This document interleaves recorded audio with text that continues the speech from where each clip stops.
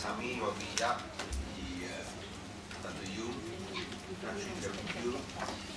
the CEO of Penang Science Cluster, Mr. Uteki, also from Motorola, Dr. Ali Nayaran, Amran, who is representing Robin, Mr. Chu Wai Hing from Dreamcatcher, this Frisco, yes, Miss Anita is here, Tan Eng Tong, Cytron, yes.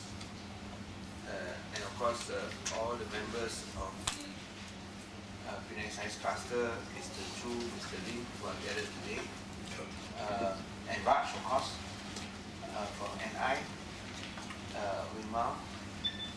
Very good morning, everyone. I am here to assist in announcing that Penang International Science Fair, the largest event in Malaysia, is back again on the 14th and 15th of November.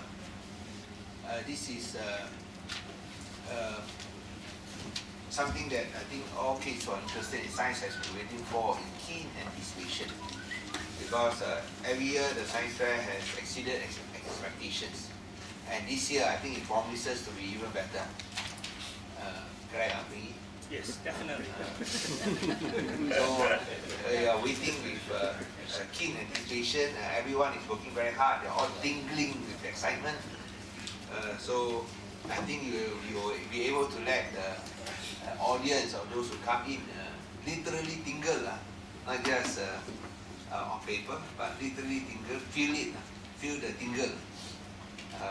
And we hope that this will again achieve objective of rekindling interest in science and tech.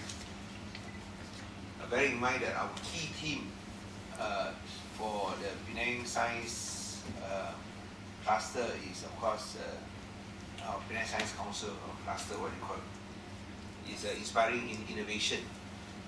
And this event, of course, is a collaboration between the Penang State Government and industries that form the backbone of PSC. This is the fourth year. Since we started this, when we first set up the Penang Science Cluster, after a trip I made to Austin in Texas, I met Dr. Prashad, and he was talking with such great passion for a nearly 80-year-old man. I thought that was something that was quite inspiring to me, and I thought, why don't we try to do the same, since you have got the same conditions as you have in Austin, the education institutions, industry, deep industry panel, and as well as R&D, as well as the available talent pool that we have. We felt we should try to do the same. So despite earlier setbacks and obstacles, I think we persevered. We overcome many hesitancies and, of course, doubts, and we are where we are now. I would say that we are at a sweet spot, growing from strength to strength, not just with the International Science Fair, but also with many exciting things to come. Bearing in mind that the Penang International Science Fair, which started on a small scale, has now grown so large that the present site is not big enough for them. That's one of the reasons why we built SPICE, so that we can cater for a bigger Penang International Science Fair. So just now during our meeting, we were complaining that the Penang International Science Fair venue too small. So just be patient next year. Hopefully by end of next year, or by latest by 1st January 2017, SPICE will be ready, and that's double the SPICE. That's double the size. So you should have as much space as you want. If you still don't have enough, then therefore you can use two, the stadium and also SPICE. So you should have more than enough space. And this is the largest in Malaysia, and one of the largest probably in Southeast Asia, in the region. And we hope to make it as one of the largest probably in Asia Pacific. I think we can do it if we can use both the stadium and SPICE. But that is something to the future. We're hoping to attract at least 60,000 people. Hopefully we can do more. But bear in mind that this is the Deepavali weekend, So we also have to scale down our expectations. But we want to urge everyone to come. 2 days, 2 exciting and magical days on the 14th and 15th to bring the wonder back to science. That science is something that is exciting, something that is cool, not just what you see in the movies, The Martian, but something that you can really make it happen. And at the same time, lets you earn a lot and a lot and a lot of money. So these are examples of those who have made it rich in science. We are looking at here, I don't know, the world, don't know how many hundreds of millions of ringgit here. So we are very happy to announce the holding of the science fair. The cost is around 450,000, sponsored by MNCs and also of course by the state government. We are putting around 141,000. But this one doesn't include the cost of exhibits which are brought by the various exhibitors. And that's why we want to thank those who are participating, putting up booths, doing all the education process, and of course the volunteers. Don't forget the volunteers who put in time and energy free of charge to make this science fair a success. So I want to thank this year's pillar head, because we've got 5 pillars. Last year was done by B. Brown. This year is done by Motorola. Because Dr. Hari is here, I want to thank him personally and his company for providing the leadership and energy to make this year's International Science Fair another milestone for science education in Penang. For those who listen to rumors, this is another indication that Motorola is here to stay in Penang. Let's sink in first.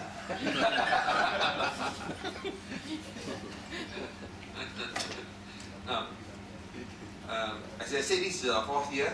We have grown from 28 sponsors to 67. Now we've got 67 sponsors. I think it's a matter of time before we reach 100, but subject to space constraints. So once that space is available, I think there will be a lot of sponsors. Now when you've got space constraints, you can only do so much. And our exhibitors have grown from 12 to 45. And this is actually very important, because when we talk about exhibitors, we don't take any Tom, Dick and Harry. We go through a vetting process. Because the emphasis is on quality. We want all the exhibitors to produce something that is comparable to world class. We don't just simply take one, isn't it? It must be world class. So we've got 67 exhibitors, which is actually, 45 exhibitors. And this is triple in number. And as I said, we are looking at really cutting edge technology, things that you will never expect to see in this region, much less in Penang, but you are seeing them in Penang. And that only goes to show the world-class technology or the cutting-edge technology that we're producing in Penang. Again, Dr. Hari and the Motorola, as organizing chair, we will be looking forward to 14 and 15. Now, just a bit about the Penang Science Cluster. It's a PPP, a private-public partnership, non-profit, started by the Penang State Government, but driven by industry. The State Government does not interfere. We only support. And that has been the model we have used not only for science, but also art. So, because we have used for both models, that's why we are also seeing a merging and convergence of art and science. And I'm sure this is something that will be very interesting. PSC, our mission is to build a healthy pipeline of talent by sparking interest in science and tech, creating a culture of innovation and entrepreneurship amongst the young in Penang. Now, we inspire students through hands-on, inquiry-based science and technology activities. And so far, there's about 110 schools through our various programs, such as TechMento, Lego, robotic programs, embedded systems, and coding programs, with 150 plus volunteer mentors and the loan of hardware and software. All the programs are free to schools. Amongst the donations, if you talk about in cash and in kind, you're looking at easily 2 million really. So far, you're looking at more than 2 million that have been donated so far for these educational programs. I think it's a wonderful collaboration. And at the same time, I want to thank the companies for their commitment towards CSR and bringing science back to the center of education. For a country that wants to be developed, you must put science and tech at the center of education. Nothing wrong with arts and humanities subjects, but science and tech has to occupy the center space if you want to be a developed state. There's no two ways for it. You look at most of the countries, whether it's India and China, they are doing the same. Much as we also give equal emphasis to arts and humanities, I think the centerpiece should always be science and tech. And coding, this is something which is the latest trend, and we are really plunging head on with it. We are seeing some very new and exciting changes in the coding classes that we organize. We are expanding and we are moving ahead. Of course, the latest initiative is the Penang Science Cafe at Crystal Point, launched in 2013 December. More than 5,000 students have attended these workshops, and you'll be surprised how many and who are the guests coming in. So with the opening of the iconic Wisma Yap Choi, again, leased and refurbished by the state government at a high cost, also only for science, I think we will see an explosion of this effort. And we have got surprising interest even at this early stage. In this incipient and early stage, we can see tremendous interest from personalities who have made quiet visits. So with when Yap Choi is open, I'm sure there will be more such visits. Not just, I think, national personalities, but also internationally. As an example of what we can do when government and private sector collaborate, and government respects the private sector by not telling them what to do on things that the government knows nothing about. It's very important that the government keep quiet on things they know nothing about. The problem is that they like to interfere in things they know next to nothing, and that's why it makes things worse. In Penang, we know our limits, we know how much we know, but most important of all, we know how much we don't know. I think that's very critical. Governments should know how much they don't know. So leave it to the experts. And here we have left it to the private experts, and you can see the results of this mindset on the 14th and 15th, where this International Science Fair will be held. So let me end by encouraging the press to publicize this event. This is for your kids. Publicize this, not for the Penang State Government. Publicize this, not for Lim Guan Eng. Publicize this for your young brother and sister, for your kids, for your nephews, and for your nieces, for the next generation. This is something that would probably, have a greater impact for laying a firm foundation for Penang as a creative and innovative cluster. So we hope that everybody can come. You don't need to be a student, you don't need to be a lecturer, you don't need to be a science addict or science fan. Anybody can come. If you are just interested to see what science is all about, this will be a very enriching learning experience. Something that laymen can also appreciate as well as understand. And to emphasize again that Penang can be at the leading edge of science and tech. We do not have to forever see our science and mathematics, command of science and mathematics go down the drain. Actually, we can be amongst the best. And this is an effort to show what we can do. So, once again, we thank everyone for paying attention. I know this is a very boring subject, but it's very important for our future. And I'm sure people like Yong Lian as a physicist would be able to understand how important this is. Our reporter here is a physics honor student, so he knows what science is all about. So next time he's from Hsinchu, you can talk to him.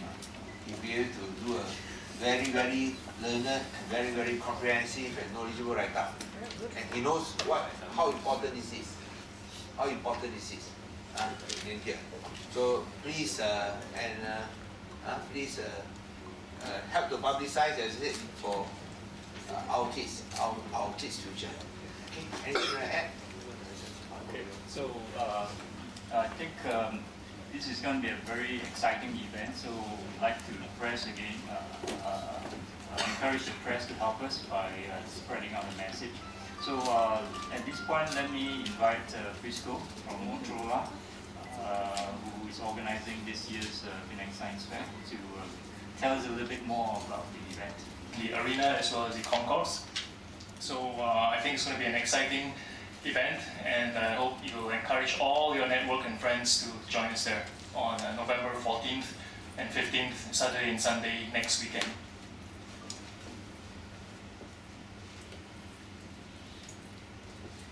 So just to give an indication, there are this is one